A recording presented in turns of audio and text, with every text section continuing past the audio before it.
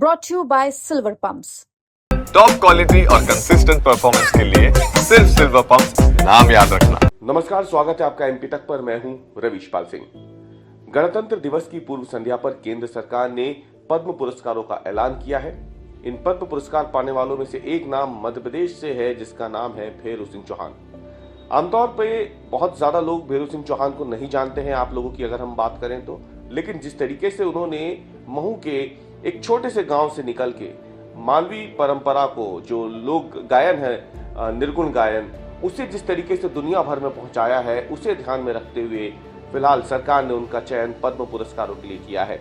आपको बता दें कि इसके अलावा एमपी से कुल 3 हस्तियां हैं जिन्हें पद्म पुरस्कारों का नाम शामिल आया है। जगदीश जोशीला है, भेरू सिंह चौहान है, सेली होलकर है। इन तीनों लोगों को जो है पद्म पुरस्कार देने की घोषणा हुई है।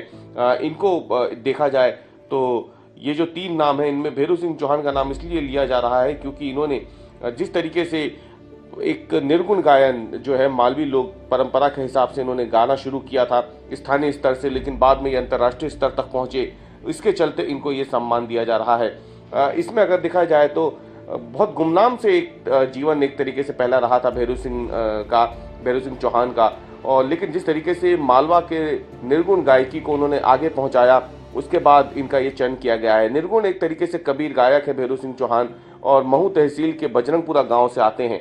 लेकिन बताया जाता है कि इनके पिता जो है माधु सिंह चौहान, वो भी कबीर गायन ही करते थे, और इस तरीके से कहा जा सकता है कि भेरू सिंह चौहान को संगीत जो है वो विरासत में मिला है। भेरू सिंह चौहान ने अपने भजनों में कबीर वाणी, गोरखनाथ, ब्रह्मानंद, मीराबाई और दादू तमाम संतों के भजन जो हैं वो गाए हैं, और पिछले 50 सालों से लगातार वो अपनी इस परंपरा को कायम रखे हुए हैं। यानी करीब करीब 5 दशक अपने जीवन के उन्होंने संगीत को समर्पित कर दिए, और जब वो 9 साल के थे तब से ही पारंपरिक मालवी लोक शैली में उन्होंने भजन गाने शुरू कर दिए थे। स्थानीय स्तर पर जब उन्होंने काम करना शुरू किया था तो उस समय वित्तीय स्थिति उनकी इतनी खराब थी कि वो कई जगहों पर कार्यक्रम के लिए महू से इंदौर तक या फिर देवास तक या आसपास के इलाकों तक साइकिल से पहुंचते थे। महू के आसपास कोई कार्यक्रम होता था तो कई बार पैदल पहुंच जाते थे, लेकिन धीरे धीरे उनकी ख्याति बढ़नी शुरू हुई, और अंतर्राष्ट्रीय स्तर पर आज की तारीख में उन्होंने 6000 से ज्यादा कार्यक्रम किए हैं, जहां पे उन्होंने निर्गुण भजन और मालवा संस्कृति को बढ़ावा देने का काम किया। और ये तमाम चीजें जो हैं पद्म पुरस्कारों के लिए जब उनका चयन हुआ तो उस समय देखी गई थी। तंबूरा और करताल के वादन का इस्तेमाल कर उन्होंने दुराचार, नशा मुक्ति, महिला शिक्षा, इन तमाम चीजों को सामाजिक सुधार से जोड़ते हुए संगीत के जरिए इसमें महत्वपूर्ण योगदान दिया, और उनके भजनों को सुन करके लाखों लोग जो है वो व्यसन से दूर हुए, नशा मुक्ति उन्होंने हासिल की, और वो नशे से उन्होंने अपने आप को दूर किया।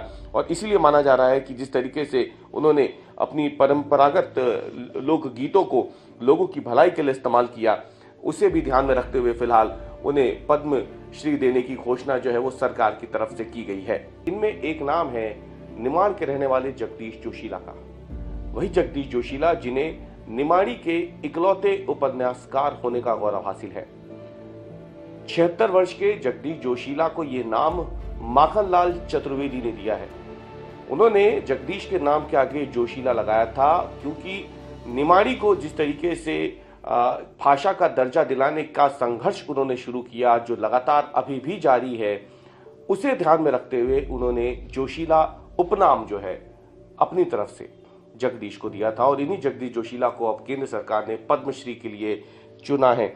आपको बता दें कि जगदीश जोशीला खरगोन के रहने वाले हैं मूल रूप से, और जिस तरीके से निमाड़ के लिए उन्होंने काम किया है, साहित्य उन्होंने लिखा है, निमाड़ी साहित्य हो, उपन्यास हो, उन्होंने निमाड़ी में जो लिखा है उसके बाद उन्हें पद्मश्री से नवाजा गया है। हालांकि बहुत चर्चित नाम अगर आमतौर पे हम देखें तो आज के कई लोगों को मालूम भी नहीं होगा जगदीश जोशीला कौन है, लेकिन जिस तरीके से साहित्य के क्षेत्र में उन्होंने, कला के क्षेत्र में काम किया है, उसको ध्यान पे रखते हुए उन्हें चयन किया गया है। निमाड़ी गद्य के जनक के रूप में देखा जाए तो इन्हें कहा जाता है, और निमाड़ लोक परिषद के संस्थापक हैं जगदीश जोशीला, और इसका मुख्य काम है कि निमाड़ी बोली को इन्होंने जिस तरीके से देश भर में फैलाया है, दुनिया में जिसकी धाक जमाने की कोशिश उन्होंने की है निमाड़ी बोली, और निमाड़ी बोली के लिए उन्होंने जिस तरीके से अब तक अपना पूरा योगदान दिया है, पूरा जीवन एक तरीके से समर्पित कर दिया, उसको ध्यान में रखते हुए फिलहाल उन्हें जो है ये पद्मश्री से सम्मानित किया गया है।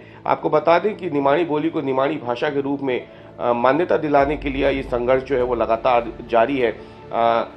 आज़ादी के बाद यानी स्वतंत्रता मिलने के बाद अगर कहा जाए तो कई ऐसे कवि हैं जिनकी जो बोली थी पंजाबी, ब्रज, गुजराती, अवधी, इन्हें भाषा का दर्जा मिल गया, लेकिन निमाड़ी को भाषा के रूप में मान्यता दिलाने का संघर्ष जो उन्होंने शुरू किया था वो अभी भी जारी है।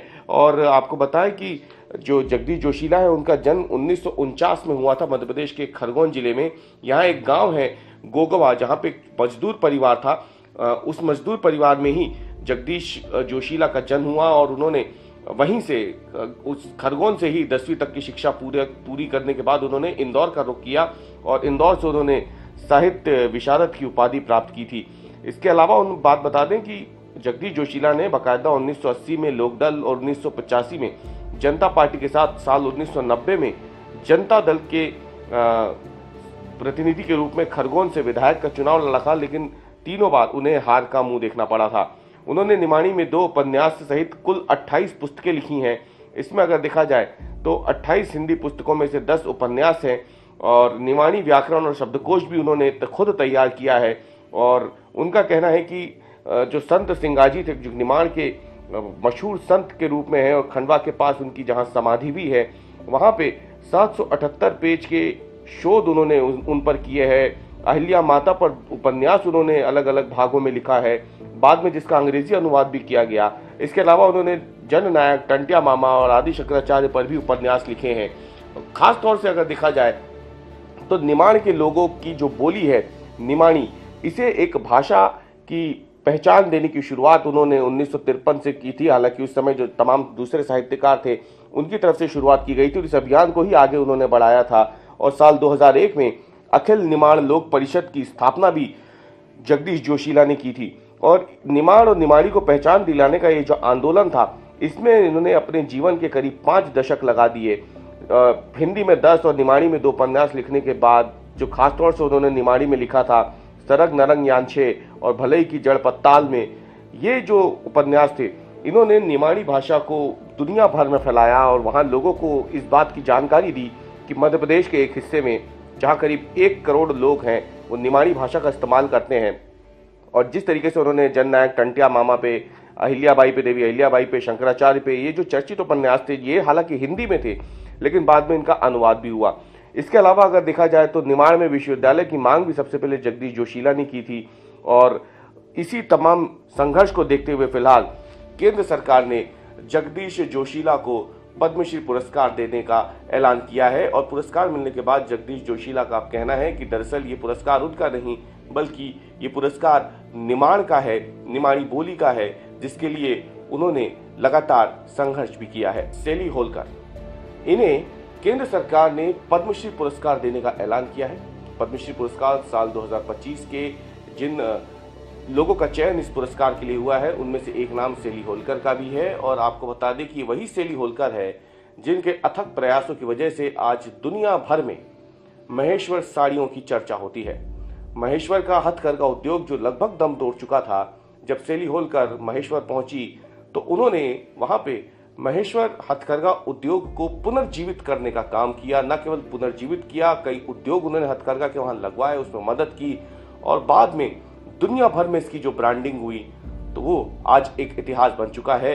और आज हर कोई जानता है कि जब बात साड़ियों की होती है तो बनारसी साड़ी, सिल्क साड़ियों की जब बात होती है, देश की मशहूर ऐसे हथकरघा उद्योग होते हैं तो उनमें एक नाम महेश्वरी साड़ियों का भी आता है। और इससे ही आगे बढ़ाने का काम सेली होलकर ने किया, जिसके लिए इन्हें पद्मश्री पुरस्कार देने की घोषणा की गई है। 82 साल की हैं सेली होलकर और इन्हें पद्मश्री पुरस्कार दिया जाएगा। ये वही अनुभवी सामाजिक उद्यमी हैं जिन्होंने रानी अहिल्याबाई होलकर की करीब 300 साल पुरानी विरासत यानी माहेश्वरी हथकरघा उद्योग को पुनर्जीवित किया था और अपने जीवन का करीब 50 साल इन्होंने इस उद्योग को जीवित करने में, विकसित करने में लगा दिया। इनका जन्म, सेली होलकर का जन्म जो है वो अमेरिका में हुआ था, लेकिन खरगोन जिले के अंतर्गत आने वाले महेश्वरी शिल्प उद्योग को इन्होंने एक बार फिर से आज स्थापित कर दिया है। और जिस तरीके से इन्होंने महेश्वरी साड़ियों को वैश्विक स्तर पर एक पहचान दिलाई है और शिल्प कला को आधुनिक डिजाइन के साथ इस परंपरा का मिश्रण जिस तरीके से सामने रखा है दुनिया के लिए, उसको ध्यान में रखते हुए इनका चयन किया गया है पद्मश्री पुरस्कारों के लिए। जो सैली होलकर हैं, उन्होंने हथकरघा की पारंपरिक बुनाई तकनीकों को और अधिक प्रसारित करने के लिए खुद इसकी ट्रेनिंग देनी उन्होंने शुरू की थी, जिसके लिए उन्होंने एक हथकरघा स्कूल जो है उसकी स्थापना भी की थी और सुनिश्चित किया था कि जो महेश्वरी साड़ियों का जो शिल्प है उसका संरक्षण हो और ये आगे भी बढ़े।